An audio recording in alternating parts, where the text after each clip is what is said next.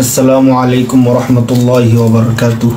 আলহামদুলিল্লাহ, আজকে আমরা আমাদের যে জনপ্রিয় সিরিজ সবার জন্য কোরআন শিক্ষা সিরিজ, তো সবার জন্য কোরআন শিক্ষা সিরিজটা কি, কেন, কিভাবে করা হলো, এটা কাদের জন্য সবচেয়ে বেশি উপযোগী, এই বিষয়গুলো নিয়ে সংক্ষিপ্ত কিছু কথা বলবো।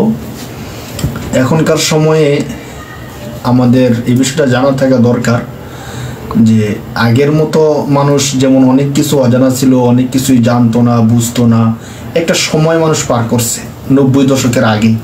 কিন্তু এর পরে যে সময়টা মোটামুটি বলা যায় শিক্ষিত সমাজ বা আমরা অনেক কিছুই জানি, আরও সোশ্যাল মিডিয়ার যুগ এবং আধুনিক বিজ্ঞানের যুগ হিসাবে এখন গ্লোবাল ভিলেজ হিসাবে সব কিছুই আমাদের হাতের মুঠোয় একরকম। মানে এমন খুব কম কিছুই আছে যা আমরা জানি না। সূক্ষ্ম থেকে সূক্ষ্ম বিষয় আমরা জানি, আমরা বুঝি। এমনকি আমরা নিজেরাও অনেক সময় বলি যে আমাদের ঘরের ছোট্ট ছেলেটা, ছোট্ট সন্তানটা, সেও অনেক কিছু জানে, অনেক কিছু বুঝে না, আমাদের থেকেও বেশি বুঝে অনেক ক্ষেত্রে। কিন্তু এই জানার মধ্যে, বুঝার মধ্যে তফাৎটা, পার্থক্যটা কোথায়? 90 দশকের আগে আমরা অনেক কিছু জানতাম না, বুঝতাম না, আর 90 দশকের পরে এসে আমরা অনেক কিছুই জানি, বুঝি, এমনকি আমাদের ঘরের ছোট্ট সন্তানটা পর্যন্ত অনেক কিছুই জানে, বুঝি। এখন এই জানা বুঝার মধ্যে পার্থক্যটা তো তখন হবে যে যখন আমরা মূর্খ ছিলাম, অজ্ঞ ছিলাম, অনেক কিছুই জানতাম না, তখন একরকম ছিলাম, এখন ভিন্ন রকম হলাম। তখন ধরেন কিছুটা খারাপ ছিলাম, এখন অনেকটা ভালো হয়ে গেছি। যদি এমন ডিফারেন্সটা হয় তাহলে জানা বুঝার মধ্যে একটা পার্থক্য তৈরি হয়। কিন্তু একটা জিনিস কি খেয়াল করছেন,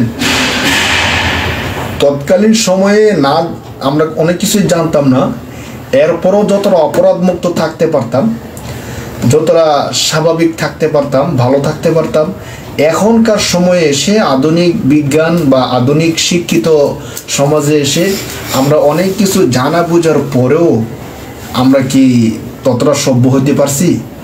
বা এই সব কিছু জেনে আমরা কি আগের থেকে ভালো থাকতেছি, ভালো চলতেছি, সমাজ, রাষ্ট্র, দেশ, বিশ্বকে ভালো রাখতেছি? না। তো এই প্রশ্নের জবাব যে কোনো বিবেক সম্পন্ন মানুষ বলবে যে না, আমরা ভালো থাকতেছি না, ভালো করতেছি না। দেখেন তৎকালীন সময়ে আমাদের ছোট্ট যারা ছিল তারা অনেক কিছুই জানতো না, বুঝতো না, কতটা স্বচ্ছ হৃদয় ছিল। এখন ছোট থেকে ছোট মানুষ যে অনেক কিছু জানে, বুঝে, তার হৃদয়টা, দিলটা, মনটা কি এখন স্বচ্ছ আছে? প্রশ্নের উত্তর হবে না। অনেক খারাপের মধ্যে সে প্রবেশ করেছে, যুক্ত হয়ে গেছে, তার মনটা এখন কলুষিত হয়ে গেছে। তাহলে আমাদের এই জানার মধ্যে, না জানার মধ্যে পার্থক্যটা কি করলো? আমাদের তো তেমন কোনো পার্থক্য করতে পারলো না। এই আধুনিক বিজ্ঞান এসে, আধুনিক শিক্ষিত সমাজ এসে আমাদেরকে কতটুকু শিক্ষিত করতে পারলো? যদি আপনি হৃদয় থেকে একটা প্রশ্ন আপনার হৃদয়কে করেন যে আমরা তো শিক্ষিত জাতি, শিক্ষা অর্জন করলাম, এই শিক্ষাটায় আমাকে কতটা দুর্নীতিমুক্ত করতে পারলো, কতটা সুদমুক্ত, ঘুষমুক্ত সমাজ আমরা গড়তে পারলাম? শিক্ষিত সমাজ তো বানাইলাম, কত পার্সেন্ট শিক্ষার হার দেখলাম, তাহলে কত পার্সেন্ট দুর্নীতিমুক্ত আমাদের দেশটা হলো? অথবা আমরা কত পার্সেন্ট দুর্নীতিমুক্ত হলাম? আগে কত পার্সেন্ট ভালো ছিলাম, এখন কত পার্সেন্ট ভালো হইলাম? এখন তো আমরা দেখতেছি যে ভালোর তুলনায় অনেকাংশে আমরা আরও বেশি খারাপ হয়ে যাচ্ছি না? তাহলে এই শিক্ষাটা তো এক দৃষ্টিকোণ থেকে আমাদেরকে শিক্ষিত করতেছে না। একটা জিনিস চিন্তা করেন, আজকের যে শিক্ষা আমাকে দুর্নীতিমুক্ত করতে পারতেছে না, আমাকে অপরাধ মুক্ত রাখতে পারতেছে না, ওই শিক্ষাটা কি করে আমাকে জাহান্নামের আগুন থেকে দূরে রাখবে? যে শিক্ষা আজকে আমার নিজেরই কাজে আসতেছে না, যে শিক্ষা আমাকে সুশিক্ষিত বানাতে পারলো না, আমাকে সত্যিকার মানুষ বানাতে পারলো না, ওই শিক্ষাটা, ওই জ্ঞানটা আমাকে কিভাবে জাহান্নামের আগুন থেকে বাঁচাবে? ভাই, এমন তো মনে হচ্ছে যে না, সে শিক্ষা আমাদেরকে পরকালে জাহান্নামের আগুন থেকে বাঁচাতে পারবে না। তো যদি এই প্রশ্ন এভাবে করা হয় তাহলে কেন সেই 90 দশকের আগে সমাজটা, 90 দশকের এখনকার যে পরবর্তী যে সময়টা, সমাজটা, দেশটা, রাষ্ট্রটা, মানে তখন শিক্ষিত না হওয়া সত্ত্বেও, এখন শিক্ষিত হওয়া সত্ত্বেও এই যে ভালো মন্দের মধ্যে তফাৎ, আমরা ভালো হতে পারলাম না, যদি প্রশ্ন করা হয় কেন, মানে এর কারণটা যদি আমরা খুঁজতে যাই, বড় করে দেখা যাবে যে শুধু শিক্ষাই জাতির মেরুদণ্ড, এই কথাটা কিন্তু একরকম মিথ্যে হিসেবে প্রমাণ হয়ে গেছে। শুধু শিক্ষা জাতির মেরুদণ্ড না। যদি জাতির মেরুদণ্ড হতো তাহলে আমাদের দেশকে অকিছু করে দিয়ে দেশের লক্ষ কোটি টাকা বাহিরে বিদেশে পাচার করতে পারে না। আমরা তো সরলভাবে সবাই জানি যে একটা মূর্খ যে লেখাপড়া জানে না সে দেশের টাকা চুরি করে না, সে দুর্নীতি করে না, সে চাঁদাবাজি করে না, শিখে দিকে জানে না, সে তো দুর্বল শ্রেণীর থাকে। তাহলে দেশ থেকে, সরকারের রাষ্ট্রীয় কোষাগার থেকে কোটি কোটি টাকা পাচার করে কারা? যারা শিক্ষিত তারা না? বাস্তবতা তো এমনই। তাহলে শিক্ষা জাতির মেরুদণ্ড, এই কথাটা সকল দিক থেকে সঠিক আর রইল না। তো এখন আমরা একটা শব্দ লাগাই দিচ্ছি, সুশিক্ষা জাতির মেরুদণ্ড। সত্যিকার অর্থে যদি শিক্ষাটা সুশিক্ষা হয়, আদর্শ শিক্ষা হয়, তাহলে সেটা জাতির মেরুদণ্ড হতে পারে। আর আপনি যদি সকল দৃষ্টিকোণ থেকে চিন্তা করেন যে তাহলে সুশিক্ষা কোনটা, একটা জিনিস চিন্তা করেন যে একটা যন্ত্র আবিষ্কার করার পরে মেকানিক্স, সাধারণ মানুষ আর ইঞ্জিনিয়ার, সাধারণ মানুষ এই যন্ত্রটা সম্পর্কে যা জানবে, যে এই যন্ত্রটা আবিষ্কার করছে সে কিন্তু অনেক বেশি জানবে, স্বাভাবিক। তো এই পৃথিবীকে আল্লাহ সৃষ্টি করছেন, মানুষ আল্লাহ সৃষ্টি করছেন, মানুষের কোনটা ভালো কোনটা মন্দ এই সব কিছু তো আল্লাহই জানেন ভালো। মানে মানব রচিত আইন, মানব রচিত বিধান, আমরা মানুষ মনে করি যে আমাদের চিন্তা চেতনা, চলন বলন, চাহিদা এই সম্পর্কে কি আল্লাহ জানবে? এই সম্পর্কে তো আমরাই ভালো জানবো। মিথ্যা কথা। আমরা যত দূর জানবো, আমাদের যতটা দূরদর্শিতা, এর থেকেও হাজার লক্ষ কোটি গুণ বেশি দূরদর্শিতা এবং জানার মাত্রা আল্লাহ তাআলার বেশি। কারণ আল্লাহ আমাদেরকে সৃষ্টি করছেন, আমাদের চিন্তা চেতনা, আমাদের চাহিদা, জ্ঞান, মেধা, বুদ্ধি সব কিছু যেখানে শেষ, সেখান থেকে আরও বেশি আল্লাহ তাআলার জ্ঞান, চিন্তা চেতনা, মেধা, বুদ্ধি। তো আমাদেরকে যেহেতু আল্লাহ সৃষ্টি করছেন, কোন দিকটা আমাদের জন্য ভালো, কোনটা খারাপ, কোন শিক্ষাটা ভালো, এসব কিছু কিন্তু আল্লাহই জানেন। এই জন্য আল্লাহ তাআলা একদম শুরুতে আমাদেরকে সঠিক পথে চলার জন্য একটা গাইডলাইন দিছে। এবং আল্লাহ তাআলা এই সম্পর্কে বলছেন, কুলনা হাবিতু মিনহা জামিআ। যখন আল্লাহ তাআলা আদম আলাইহিস সালামকে জান্নাত থেকে নামিয়ে দিচ্ছেন পৃথিবীর মধ্যে, ঠিক তখনই ঘোষণা দিচ্ছেন যে আমি তাদেরকে বললাম, ইহবিতু মিনহা জামিআ, তোমরা সবাই জান্নাত থেকে নেমে যাও। নেমে কোথায় যাবা? দুনিয়ার মধ্যে যাবা। বাকি দুনিয়ার কোনো কিছু সম্পর্কে তোমাদের আইডিয়া নাই, নতুন একটা জগৎ, সেখানে কি করবা, কিভাবে করবা, কিভাবে চলে তোমাদের ভালো হবে, কিভাবে চলে তোমাদের খারাপ হবে, তোমরা কিচ্ছুই জানো না। না, শোনো, তোমরা দুনিয়ার মধ্যে যাওয়ার পরে আমার পক্ষ থেকে একটা গাইডলাইন আসবে, সেখানে কিভাবে চলবা, কিভাবে বলবা, কি করবা না করবা, এই সব সম্পর্কে তোমাদের কাছে একটা গাইডলাইন আসবে। এই গাইডলাইন অনুসরণ করলে তোমরা শান্তি পাবে, তোমাদের চিন্তা নেই, পেরেশানি নেই। আল্লাহ বলতেছেন, ফাইম্মা ইয়াতিয়ান্নাকুম মিন্নি হুদা, মিন্নি আমার পক্ষ থেকে হুদা, একটা গাইডলাইন আসবে।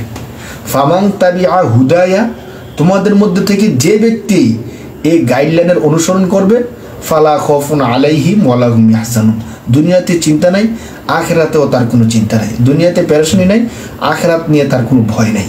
স্বাভাবিক বাস্তবতা দেখেন, যদি আমাদের বাংলাদেশের কোনো একজন ব্যক্তিকে বলা হয় যে তুমি বিদেশ সফরে যাবা, একদম নতুন ফার্স্ট, তো সে বলবে আমি তো বিদেশের অনেক কিছু চিনি না, কী করব, কোথায় যাব, কিভাবে করব। তো তাকে বলা হলো যে ওই দেশে যাওয়ার পরে যে এয়ারপোর্টে নামবা, নামার পরে সাথে সাথে তোমাকে একটা গাইডলাইন দেওয়া হবে। এই গাইডলাইনের মধ্যে যা লেখা থাকবে ওই অনুযায়ী যদি তুমি চলো তাহলে তোমার জন্য সব কিছু ইজি। আর যদি ওই অনুযায়ী না চলো তাহলে পুলিশ তোমাকে গ্রেফতার করে ফেলবে, আবার রিটার্ন বাংলাদেশে পাঠিয়ে দিবে।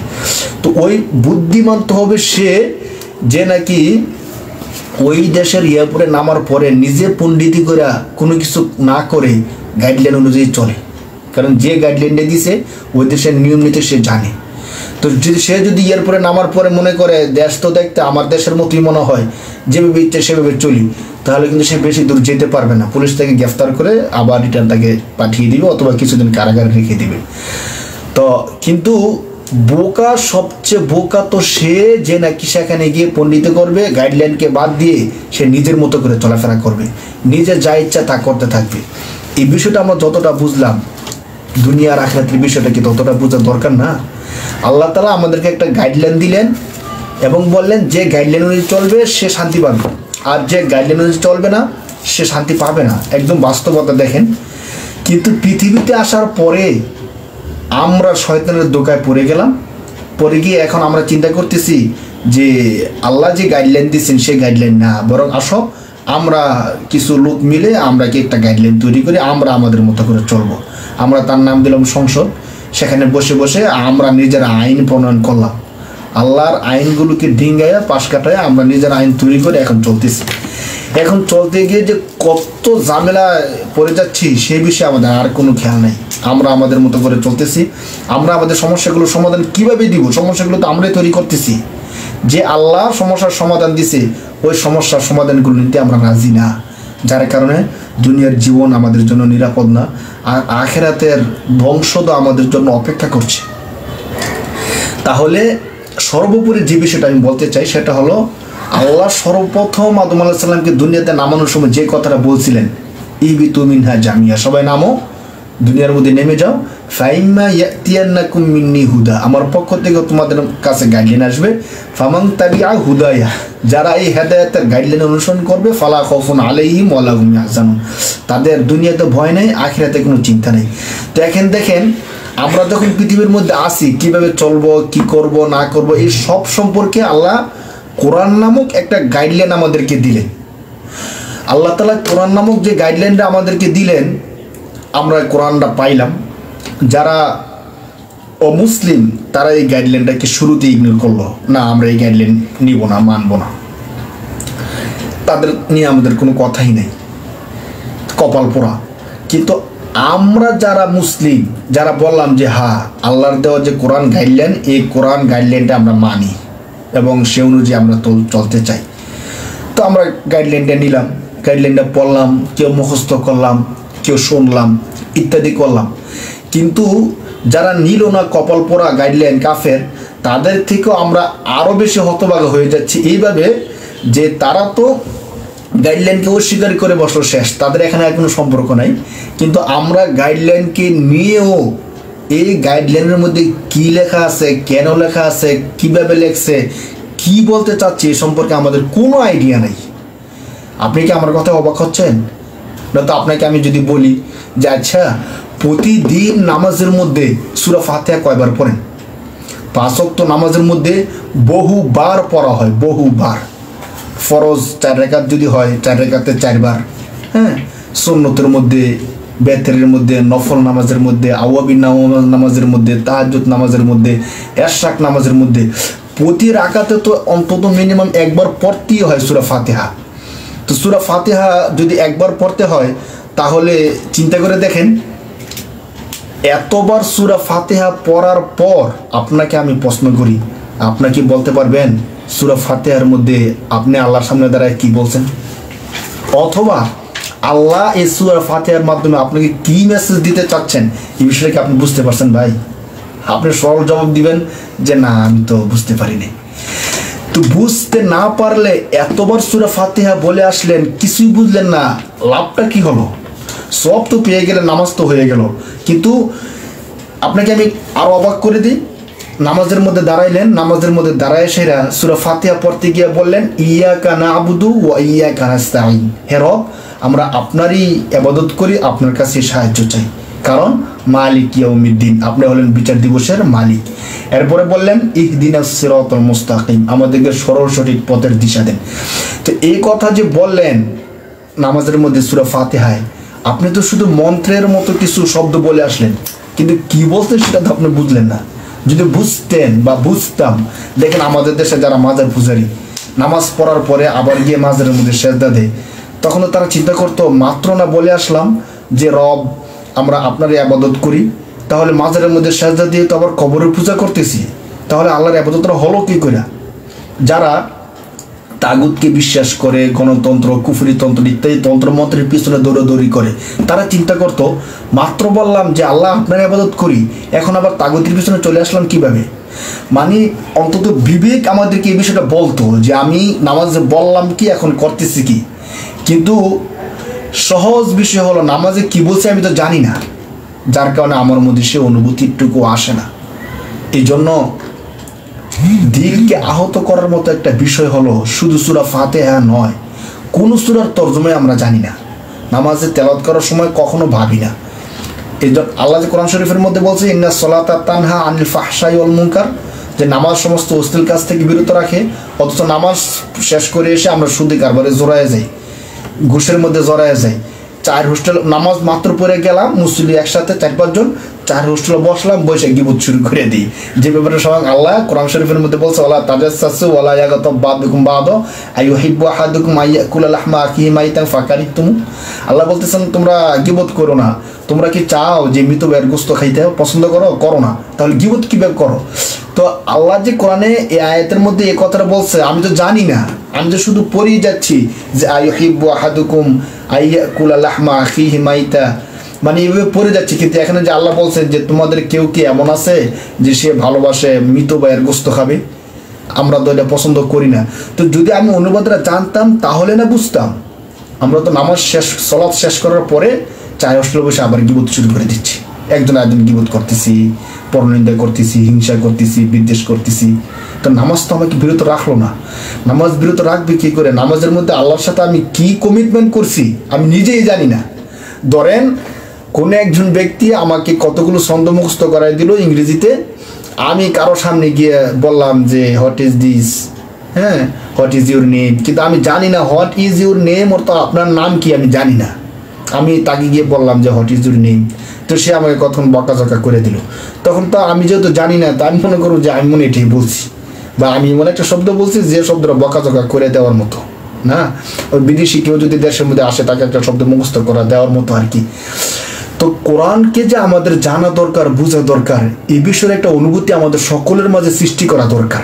এই জন্যই আমাদের সবার জন্য কোরআন শিক্ষা সিরিজটা, সবার জন্য কোরআন শিক্ষা সিরিজটা যদিও অল্প সময়ের মধ্যে করতেছি বা তত উপকরণ আমাদের নাই, সহজ সরলভাবে আমরা করার চেষ্টা করতেছি। আরও অনেক আয়োজন করে করার দরকার ছিল, কিন্তু যত দ্রুত সম্ভব আমাদেরকে কোরআনের তর্জমা জানা দরকার, কোরআনের তাফসির জানা দরকার, কোরআনটা শুদ্ধ করা দরকার। কোরআন শিক্ষা সিরিজের মধ্যে আমরা 3টা জিনিসকে বেশি গুরুত্ব দিছি। একটা হলো কোরআন শরীফের শুদ্ধ তেলাওয়াত, দ্বিতীয় কোরআন শরীফের সহজ তর্জমা তাফসির, তৃতীয়ত আরবি ভাষার উপর মৌলিক একটা দক্ষতা। যদি কোনো ব্যক্তি ধারাবাহিকভাবে কোরআন শিক্ষা সিরিজের সবগুলো ক্লাস ধরতে থাকে তাহলে ইনশাল্লাহ এই 3টা বিষয়ের উপর দক্ষতা অর্জন হয়ে যাবে ইনশাআল্লাহ। আমরা চেষ্টা করতেছি যতটা সহজে পারা যায় এই বিষয়গুলো উপস্থাপন করার জন্য। কিছু কিছু পরিভাষা প্রথম শুনলে কঠিন মনে হতে পারে, বাকি ধারাবাহিকভাবে শুনতে থাকলে এক সময় অনেক সহজ হয়ে আসবে ইনশাআল্লাহ। তো আল্লাহ তাআলা কোরআন শরীফের আয়াতের মধ্যে বলতেছেন যে তোমাদের কেউ কি কোরআন কিনে ভাববে না? আফালা ইয়াতাদাব্বারুনাল কোরআন, তোমাদের কেউ কি কোরআন নিয়ে ভাববে না? আম আলা কুলুবিন আকফালুহা, নাকি তোমাদের হৃদয়ের মধ্যে তালা মারা আছে? তো কোরআনের অনুবাদ তর্জমা তাফসীর না জানলে আমরা কি করে কোরআন নিয়ে ভাববো ভাই বলেন? কোরআন নিয়ে ভাবার তো আমাদের সুযোগ নাই, কারণ আমি তো কোরআন শরীফের আয়াতের অনুবাদ জানি না। যদি জানতাম তখন না আমাদের ভাবার একটা চিন্তা আসতো। আরেক আয়াতের মধ্যে আল্লাহ তাআলা বলতেছেন যে কিতাবুন আনজালনাহু ইলাইকা মুবারাকুল লিয়াদাব্বারু আয়াতিহি ওয়া লিয়াতাযাক্কারু উলুল আলবাব, আমি এই কিতাব নাজিল করছি যেন তারা এই কিতাবের আয়াতগুলো নিয়ে ভাবে এবং ওয়া লিয়াতাযাক্কারু উলুল আলবাব, যারা জ্ঞানী ব্যক্তি আছে তারা যেন উপদেশ গ্রহণ করে।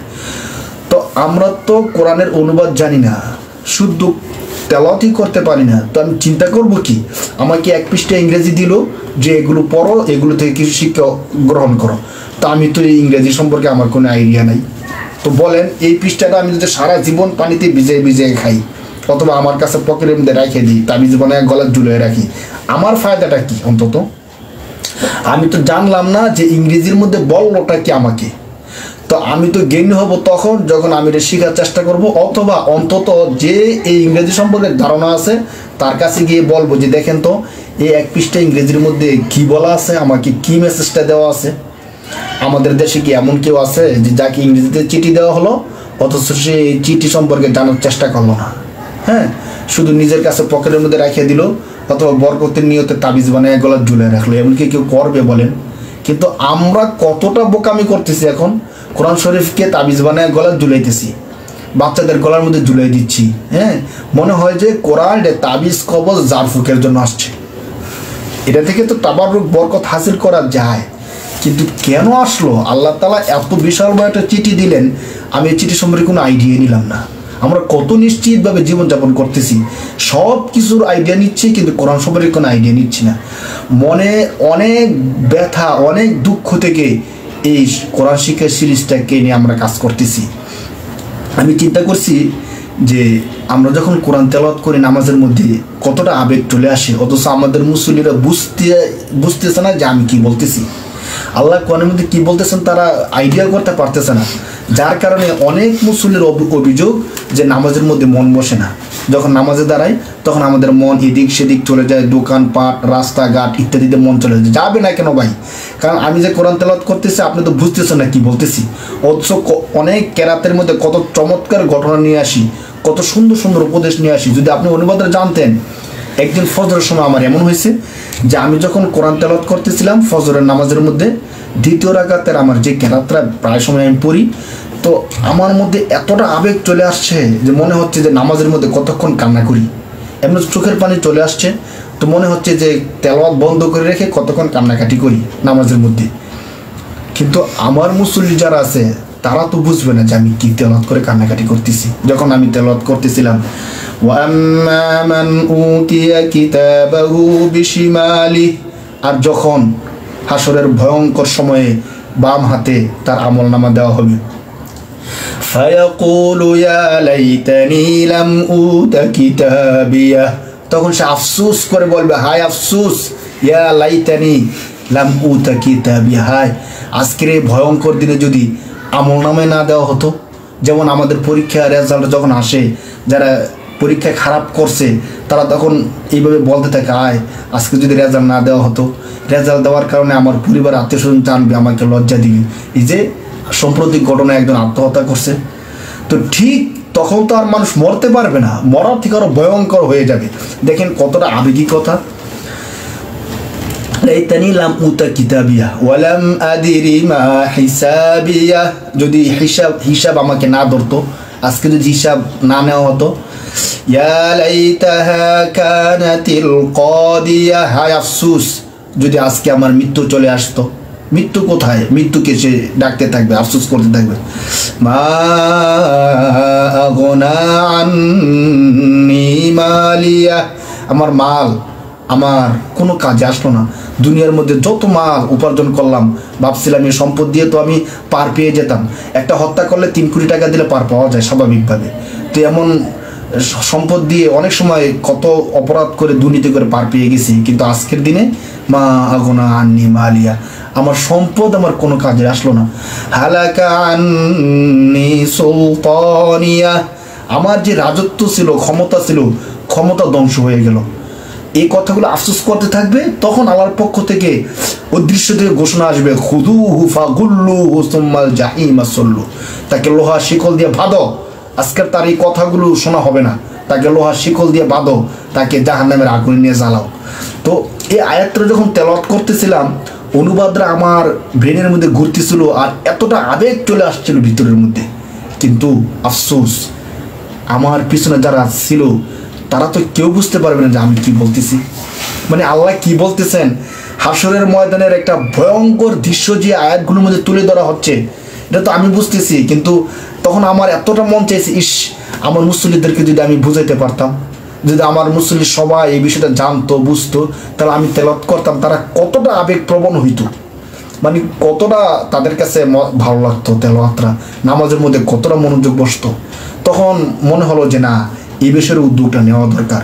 সেখান থেকেই সবার জন্য কোরআন শিক্ষা সিরিজের দরজগুলো করার জন্য আমরা প্রস্তুত হই।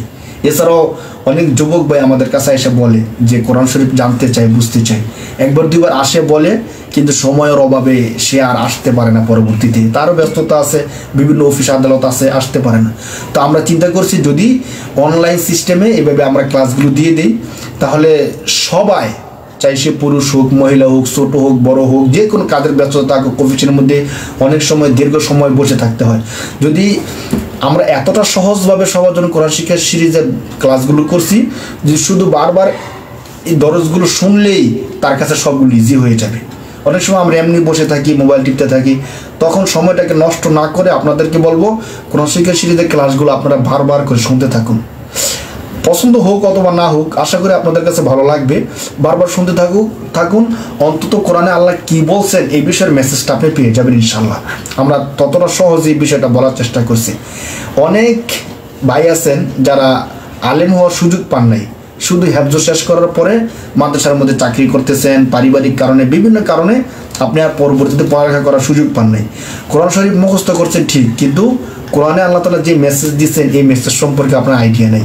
তো এই সকল ভাই যারা আছেন, আপনারা যদি সময় নিয়ে কোরআন শিক্ষা সিরিজের দরজগুলো দেখেন, তাহলে আশা করি আলেম হলে যেই বিষয়গুলো আপনাদের আইডিয়া হতো, অনেকটা আইডিয়া আপনাদের চলে আসবে। কারণ আরবি কোরআনের শব্দগুলো বলার সাথে সাথে আমরা চেষ্টা করছি যেই নাহু সরফের পরিভাষাগুলো আছে, অর্থাৎ আরবি ব্যাকরণের যে ছোট ছোট দিকগুলো আছে আমরা সংক্ষিপ্ত বলার চেষ্টা করছি।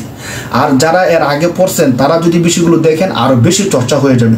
যারা অফিস আদালতে চাকরি করেন, স্কুল কলেজে কিছু শিক্ষা দীক্ষা আপনাদের আছে, আপনারা যদি বিষয়গুলো শুনেন, আমরা আরবি পরিভাষার সাথে সাথে কিছু কিছু ইংরেজি পরিভাষাও বিভিন্ন জায়গায় বলছি, আপনারাও সহজ বিষয়টা বুঝবেন। সর্বোপরি আমি বলবো, যারা কোনো শিক্ষাই যাদের নাই, একদম কোনো কিছুই শিক্ষা দিকে অর্জন করতে পারেন নাই, অথবা কম বেশি শিক্ষা দিকে অর্জন করছেন, মাদ্রাসায় পড়ছেন অথবা পড়ছেন না, সবার জন্য এই কোরআন শিক্ষা সিরিজটা অনেক সহজ করে করা হয়েছে। যদি আপনারা একটু খেয়াল করেন দেখবেন যে বিষয়টা কতটা সহজে করার চেষ্টা করা হয়েছে। তো সর্বোপরি আমরা বলবো যে আল্লাহ তাআলা কোরআন শরীফের মধ্যে বলছেন, ওয়ালাকাদ ইয়াসসারনাল কুরআনা লিযিকরি ফাহাল মিন মুদ্দাকির, যে স্মরণ করার জন্য, বুঝার জন্য কোরআনকে আমি আল্লাহ সহজ করে দিছি। ফাহাল মিন মুদ্দাকির, তোমাদের মধ্যে কি এমন কেউ নাই যে কোরআনকে নিয়ে চিন্তা ভাবনা করবে? আসুন আমরা আল্লাহ তাআলার কথা জবাবে বলি যে লাব্বাইক, অবশ্যই আল্লাহ আমি আছি, আর কেউ থাকুক অথবা না থাকুক, হে আল্লাহ আমি আছি। আল্লাহ তাআলা কোরআন শরীফের আরেক আয়াতের মধ্যে বলছেন, সুম্মা আওরাসনাল কিতাবাল্লাযিনা ইসতাফাইনাহুম মিন ইবাদিনা, আমি আমার কিছু নির্বাচিত বান্দাদেরকে এই কোরআনের ওয়ারিস বানাইছি। চিন্তা করে দেখেন, একটা সরকারে নির্বাচিত যারা হয় তারা হয় এমপি, সমাজের মধ্যে তাদের কতটা দাম। তো আমরা যদি কোরআনকে নিয়ে ভাবি, কোরআনকে শিখি, বুঝি, আমরা আল্লাহর নির্বাচিত হব। সুবহানাল্লাহ, আল্লাহ নিজে বলতেছেন, দেখেন 22 নম্বর পারার মধ্যে, সুম্মা আওরাসনাল কিতাবাল্লাযিনা ইসতাফাইনাহুম মিন ইবাদিনা, আমার কিছু নির্বাচিত বান্দাদেরকে আমি এই কোরআনের কি বানাইছি, ওয়ারিস বানাইছি। তাহলে আমাদেরকে মন চায় না যে আল্লাহ যাদেরকে নির্বাচন করছেন তাদের মধ্যে আমি একজন হই? কতটা মজাদার হবে যে আল্লাহর নির্বাচনের ব্যক্তি যদি আমি একজন হয়ে যাই, হাসরের ময়দানে আমার গুরুত্বটা কত বেশি হবে ভাই। হাদিস কোরআনের ফজিলত অসংখ্য, শেষ নেই। আজকে আমি ফজিলতের দিকে যাব না, শুধু বলবো যে আমরা যারা সব কিছুই জানি, সব কিছুই বুঝি, শুধু কোরআনকে জানি না, কোরআনকে বুঝি না, হাসরের ময়দানে আল্লাহ যখন বলবে, তখন আপনি যখন বলবেন যে আল্লাহ আরবি ভাষা তো আমি জানি না, এই জন্য কোরআনকে বুঝতাম না, তখন আল্লাহ বলবেন যে ইন্টারন্যাশনাল ভাষা ইংরেজি, উর্দু, ফার্সি, মালাই, কত ভাষা তুমি জানতা, কত জ্ঞান টেকনোলজি সম্পর্কে তোমার আইডিয়া ছিল, শুধু কোরআন সম্পর্কে তুমি আইডিয়া নিতে পারলা না? আমি আল্লাহ তোমাকে সুস্থ মেজাজ, মেধা, চিন্তা শক্তি দিছি, এই মেধা দিয়ে তুমি সব কিছু জানলা, আমি আল্লাহর কোরআনটা তুমি জানতে পারলা না? বলেন তখন আমরা জবাবটা কি দিব? আমাদের কি বলার কিছু থাকবে? জবাব কি কিছু দিতে পারবো ভাই? অন্তত যদি কোরআন সম্পর্কে এই ছোট্ট ক্ষুদ্র আইডিয়াটা নেই, তাহলে আশা করা যায় আল্লাহ তাআলার সামনে আমরা জবাব দিতে পারবো যে আল্লাহ, তত বেশি না পারলেও অন্তত তোমার কোরআন সম্পর্কে আমরা কিছুটা আইডিয়া নিছি। এর জন্য আপনাদেরকে বলবো যে আমরা এখন থেকে ধারাবাহিকভাবে সবার জন্য কোরআন শিক্ষা সিরিজের যেই দরজগুলো আল মারকাজ মিডিয়া বাংলাদেশ সহ অন্যান্য চ্যানেলেও দেওয়ার চেষ্টা করব। বিশেষভাবে আল মারকাজ মিডিয়া বাংলাদেশ যে ইউটিউব চ্যানেলটা আছে, এখানে আমরা ধারাবাহিকভাবে দিতে থাকবো ইনশাল্লাহ। আপনারা সেখান থেকে নিয়মিত ভিডিওগুলো পেয়ে যাবেন। অচিরেই হয়তো কালকেই আমরা ভিডিওগুলো দেওয়া শুরু করে দেবো ইনশাল্লাহ। তো আমাদের জন্য দোয়া করবেন, আমাদের সাথে থাকবেন ইনশাল্লাহ। এবং এটা আমরা একদম কপিরাইট রাখবো, কপিরাইট ফ্রি রাখবো, সাথে সাথে কোনো নিবন্ধন ফি কোনো কিছুই লাগবে না। সদকা জারিয়ার নিয়তে আমরা এটা একদম কপিরাইট ফ্রি করে দিব। আপনারা যে ইচ্ছা সেটা থেকে উপকৃত হতে পারবেন, যে কোনোভাবে ইচ্ছা উপকৃত হতে পারবেন, কোনো সমস্যা নেই। আমরা এই কাজটা করব সম্পূর্ণ সদকা জারিয়ার নিয়তে ইনশাআল্লাহ। আমাদের জীবনে আমরা চেষ্টা করব কোরআন শিক্ষা সিরিজের দরজগুলো সহজভাবে করার জন্য, এবং যত দূর আল্লাহ তাআলা নিয়ে যান তত দূর পর্যন্ত আমরা করব। আপনারা যারা সদকা জারিয়ার কাজে শরীক হতে চান, কোনো টাকা পয়সা কোনো কিছু দিয়ে না, আমাদেরকে পরামর্শ দিতে পারেন যেভাবে করলে সুন্দর হয়। সর্বোপরি অনেক বেশি মানুষ কিভাবে কোরআনকে জানতে পারে, বুঝতে পারে, এই জন্য মানুষের কাছে পৌঁছে দিতে পারেন আমাদের এই ভিডিওগুলো। আপনাদের সকলের জন্য দোয়া থাকলো, সবার জন্য জাযাকুমুল্লাহু খায়রান আহসানুল জাযা। আমাদের জন্য দোয়া করবেন এবং শেষ পর্যন্ত আমাদের সাথেই থাকবেন। আসসালামু আলাইকুম ওয়া রাহমাতুল্লাহি ওয়া বারাকাতুহু।